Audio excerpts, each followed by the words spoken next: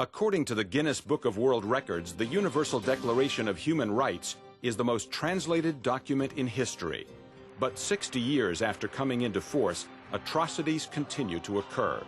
Is human rights a lost cause or a vital beacon of hope? Next on Great Decisions. In a democracy, agreement is not essential, but participation is. Join us as we discuss today's most critical global issues. Join us for Great Decisions. Great Decisions is produced by the Foreign Policy Association, inspiring Americans to learn more about the world. Funding for Great Decisions is provided by the Star Foundation. Great Decisions is produced in association with the University of Delaware. In Sudan's Darfur region, people are still subject to a genocidal campaign, by most accounts run by the central government in Khartoum. In China, in the days leading up to the 2008 Olympics, Beijing jailed and beat protesters who disagreed with government policy. And in the U.S., we're debating the use of torture as an anti-terrorism tool. Abu Ghraib and others are a reminder that we are not infallible. But what we do try to do is when attention is drawn to these issues, we try to make sure there is accountability. We try to correct our mistakes. When the UN authored the Universal Declaration of Human Rights in 1948, its goal was to establish these rights for everyone, not just for citizens of countries that already guaranteed them. But how does a signed piece of paper translate into real protection for real people? The challenge then and today is enforcement. The first area of guarding against human rights abuses is really at the local level among defenders or human rights heroes in their own country, helped almost invariably by Human Rights Watch and by Amnesty International, by the Carter Center and other human rights organizations that are non-governmental in nature. The decades after the signing of the Human Rights Declaration have been no less bloody and oppressive than the years before. The killing fields of Cambodia, death squads in Latin America, political repression in the former Soviet Union, violence against women in the Middle East and Africa. We need to look beyond just turning to the Human Rights Council or to the United Nations when there's a human rights problem. Because the UN is not very capable of overcoming that kind of built-in resistance of the membership. What are the consequences for human rights violators? Are sanctions and public condemnation enough? And in fighting terrorism, are countries like the United States sacrificing core human rights values for security? What about non-governmental organizations? Can groups like Amnesty International and Human Rights Watch really stop abuses or just document them? Never again, again and again. Coming up next on Great Decisions. And now from our studios, here is Ralph Begleiter. Welcome to Great Decisions. I'm Ralph Begleiter. Joining us to discuss the state of human rights around the globe are Kenneth Roth, president of Human Rights Watch, and Hurst Hannum, professor of international law at the Fletcher School of Law and Diplomacy at Tufts University. Thank you both for being with us, gentlemen. So the Declaration of Human Rights has been around for 6 decades, and the United Nations has intervened over that course of time as well. Give us a sense of how you would evaluate how the performance of those institutions has been for protecting human rights around the world. Ken? Well, first of all, I think it's important to remember that the defense of human rights has mostly to do with actors outside of the United Nations. There's a very active non-governmental movement that has emerged over the years. And in fact, in almost every country around the world today, you find local human rights activists who are fighting to defend rights in their country. The progress we've made is that today it's impossible for a government to claim that it doesn't care about human rights. Even the worst dictators, even Saddam Hussein, pretended that he respected human rights and tried to hide his atrocities. So that gives us real power to try to force governments to live up to their pretense, to bring their practice in lines with these principles that they claim to uphold. Now, the UN is a part of that process, but a fairly small part. I think it's most important to mention are, say, the peacekeepers who will go and stop the killing or try to stop the killing in eastern Congo or Darfur. There are also, say, the leaders, the Secretary General of the United Nations or the High Commissioner for Human Rights, who can use the bully pulpit to try to shame abusers. And then you have political bodies like the UN Human Rights Council, which tend to perform less effectively. Hurst Hannum, do you think government's role has been accurately characterized there? Yes, I think so. And it is important to remember that human rights is not about creating a world order that's enforced by the UN. It really is about persuading governments to change. And I think sometimes we miss that because we need the United Nations and the international institutions as guardians, as watchdogs, as occasionally interveners. But essentially the history of human rights has been about bringing countries on board, first getting them to make a theoretical commitment to these standards, and then slowly, country by country, using the NGOs that Ken talked about and using the UN where we can, getting them to act on these principles.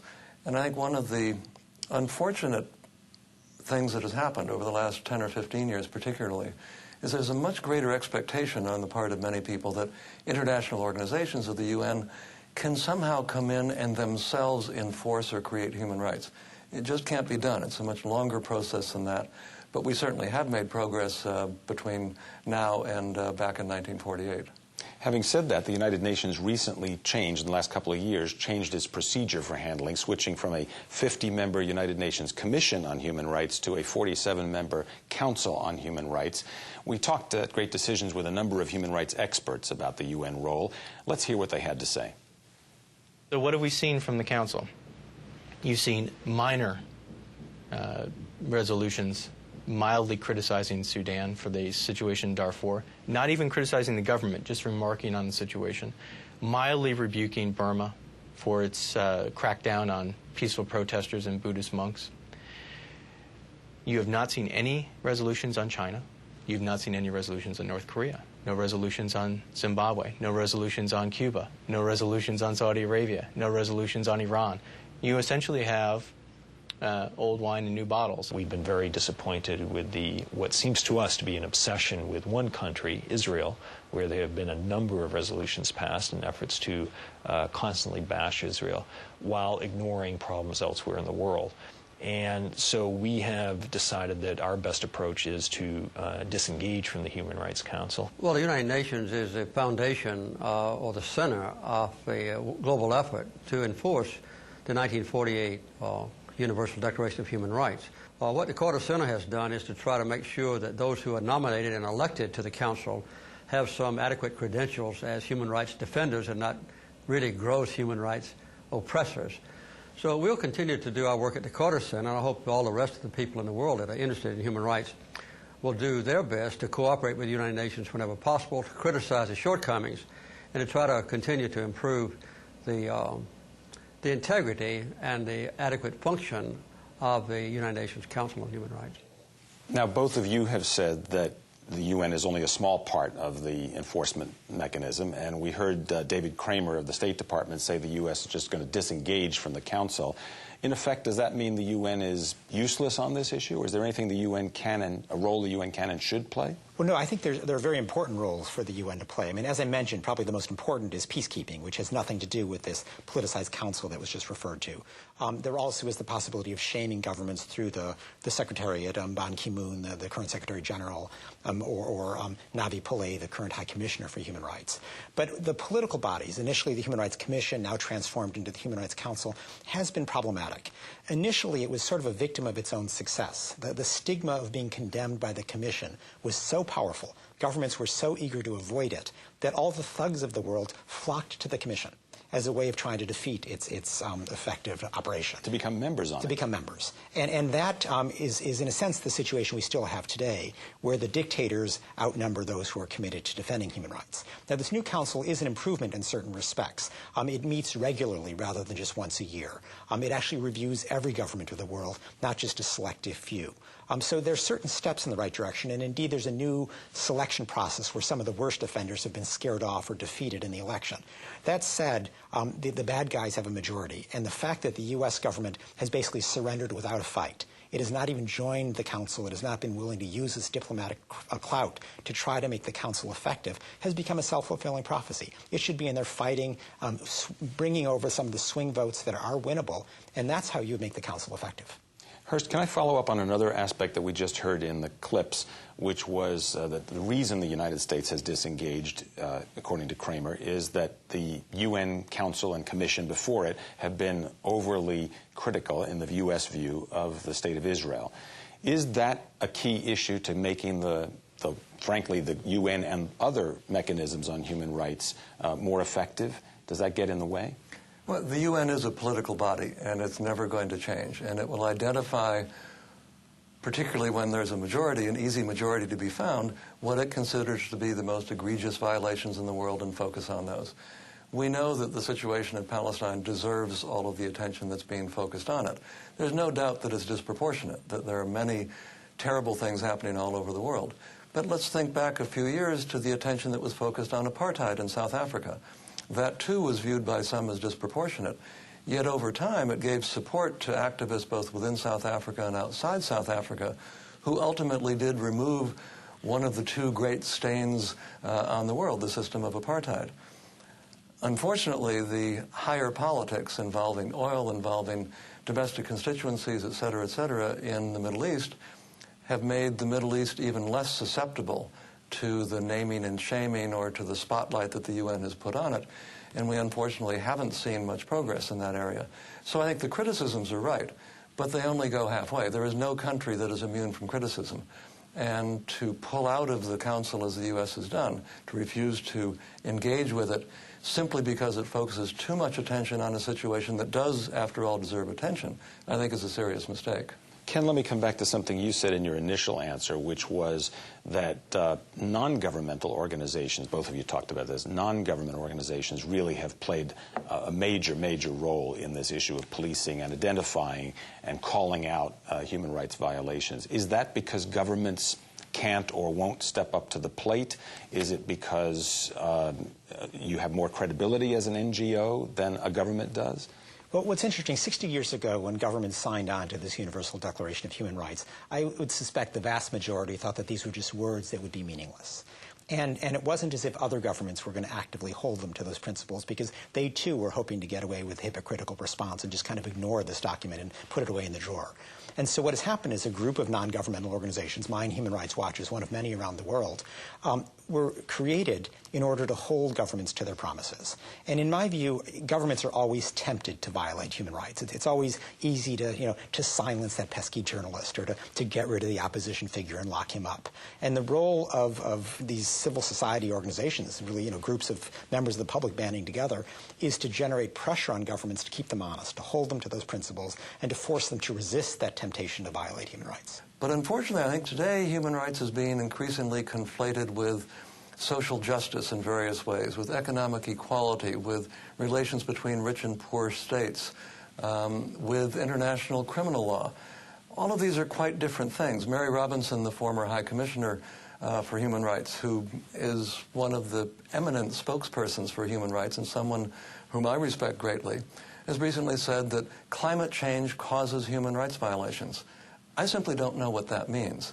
And I think there is a danger of human rights itself being caught up as a victim of its own success as it begins to add many more ornaments to this Christmas tree that has been fashioned by the efforts of Human Rights Watch and others. Let's zoom in for a couple of minutes on China, because we do want to talk about that. And Hurst, you just came back from a couple of years in Hong Kong. Because of China's powerful economic position on the world stage, it presents particular challenges on the questions of human rights.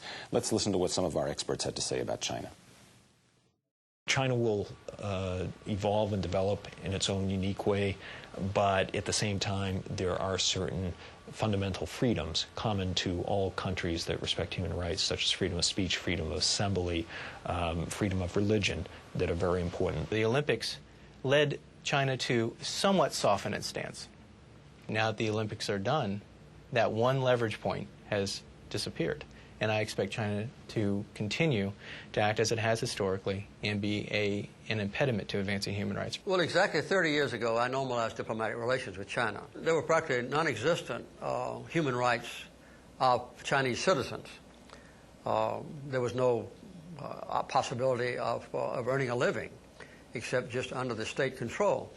You have to look at human rights on a broad base. If you ask the average American citizen what is human rights, they would automatically say freedom of speech, freedom of religion, freedom to elect our own leaders, freedom of assembly, those kind of things. They're all political rights, you might say. But other people in the developing world consider human rights to be the right of a person to have food to eat, a place to live, a chance to earn a living, a chance to get an education, a chance for health care. So the social and economic and political rights are all legitimately to be considered as basic human rights. Until a country or government or regime is able to honor all the human rights, then they still are susceptible to and ought to be criticized. Hurst Hannum, that's exactly the issue you were referring to a moment ago. Very much so. Do you think he's wrong? No, I think President Carter made a point that most people forget when talking about China. China has brought 200 or 300 million people out of abject poverty. They had, at least until fairly recently, paid much more attention to education. Human rights don't accrue to a government automatically. China has ratified only one of the two major human rights covenants on economic, social, and cultural rights. It's not ratified the one on civil and political rights. The U.S. has done the reverse. China, I think, surprisingly, in my view, cracked down on free expression and protest much more strongly than I expected in the last year or two. But China is still an extraordinarily complex place that it's impossible to predict where it's going to go. And I think, frankly, human rights groups are missing an opportunity, because what they should be doing in China is to talk about those obligations that they've accepted, like the right to education, the right to food, the right to health care, all of which are being undermined in this race towards capitalism, and challenge China, if they really believe that all human rights are equal and indivisible, on those obligations, without forgetting about torture and unfair trials and imprisonment of dissidents. Ken, we saw this come into really stark relief last year when the Olympics were underway and governments made decisions about whether to participate, not to participate. President Bush decided to go to Beijing. Does that illustrate the tension between the kinds of things Hurst was just talking about? Yeah.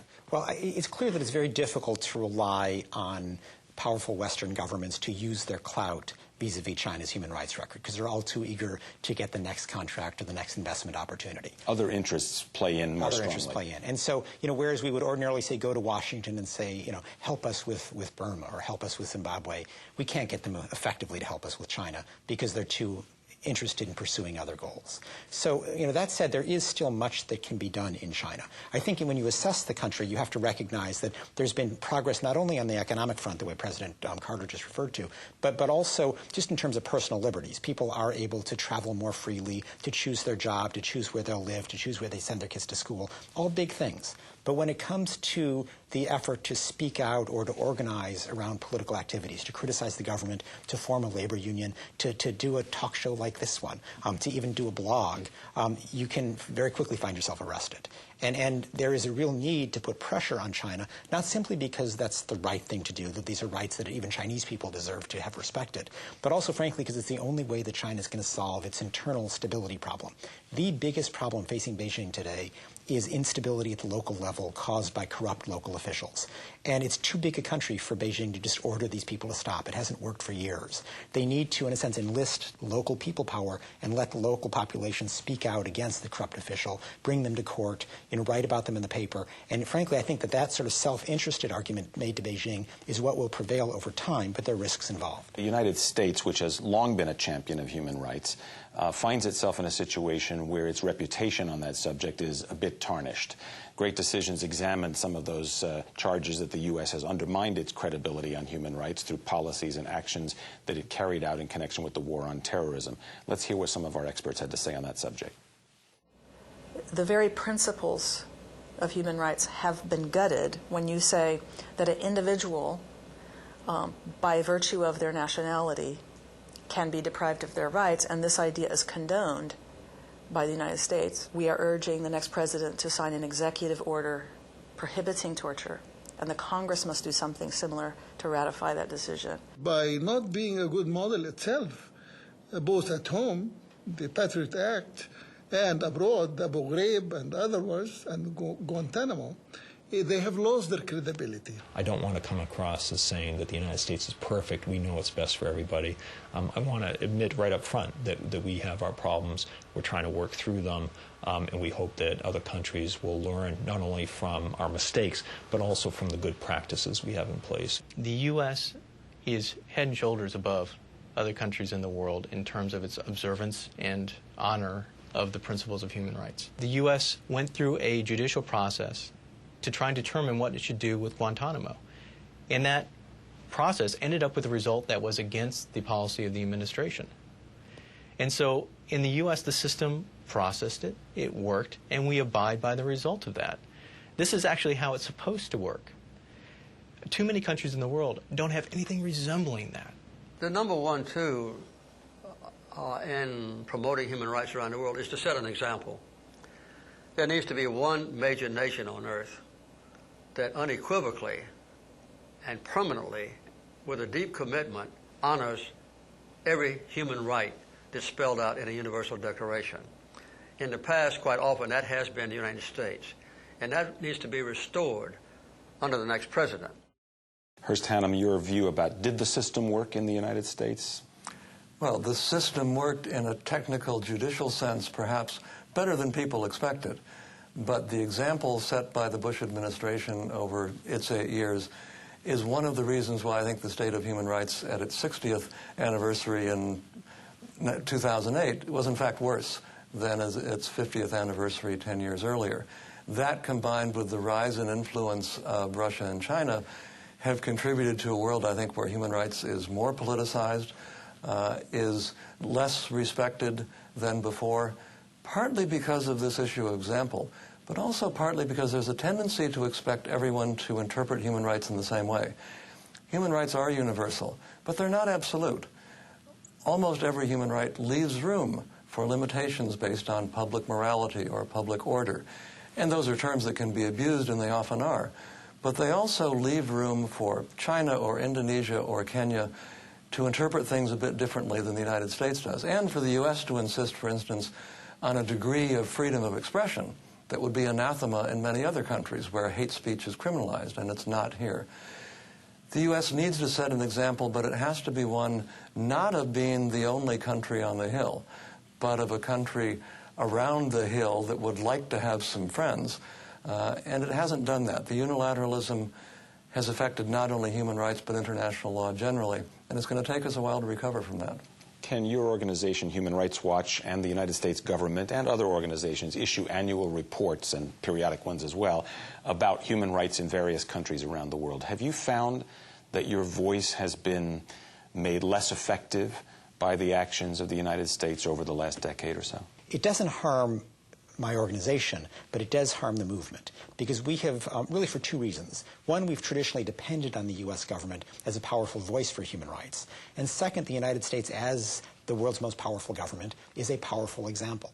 And let me give you just a sense of how this plays out. I was in Egypt a couple of years ago, and I initially met with the U.S. ambassador there, and I said, are you still able to protest Egypt's pervasive torture and its pervasive detention of suspects without trial? And he had to admit sort of sheepishly, no, he couldn't possibly do that anymore. He has no credibility when the U.S. does the same thing back home. I then went and met with the Egyptian prime minister. And it was at a moment when Egypt was rounding up suspects, and we knew they were being tortured. And I said, Mr. Prime Minister, why are you torturing these people?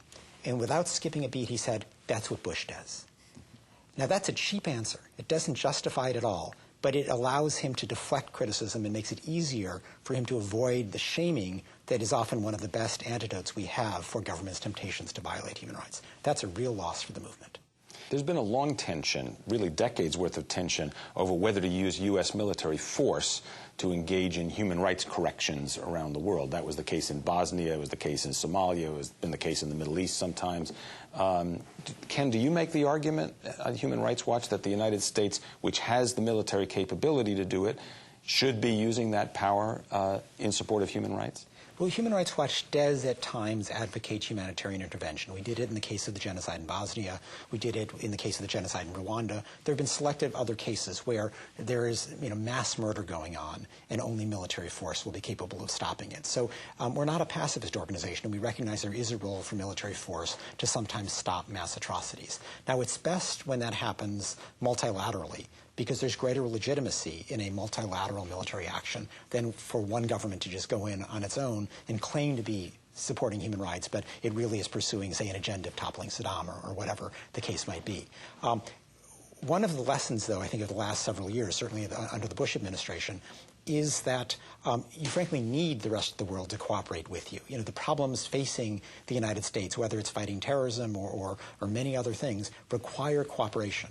And if if you are not subscribing to the international standards that most governments subscribe to, if you claim to be above the law, it's harder to enlist other governments in actions that are really, in your interest. And so the United States, powerful as it is not powerful enough to change the world on its own. It needs partners, and if it wants those partnerships, it has to be willing to play by the rules that everybody else does, which means respecting human rights, even in the face of major challenges like terrorism. Hurst Hannum, professor of international law at the Fletcher School of Law and Diplomacy at Tufts University, and Ken Roth, president of Human Rights Watch in the United States. Thank you very much, both of you, for being with us on Great Decisions. And thank you as well for joining us on Great Decisions. We'll see you next time. I'm Ralph Begleiter. To learn more about topics discussed on Great Decisions, visit our website at www.greatdecisions.tv. To order a copy of the Great Decisions Briefing Book, a DVD set of this series, or join a Great Decisions discussion group in your area, contact the Foreign Policy Association. Funding for Great Decisions is provided by the Star Foundation. Great Decisions is produced in association with the University of Delaware. Next time on Great Decisions. Great Decisions traveled to Cairo to see firsthand where U.S.-Egypt relations stand today. One thing we found is certain. Despite recent disagreements, Egypt remains a critical U.S. ally in the Arab world. Next time on Great Decisions.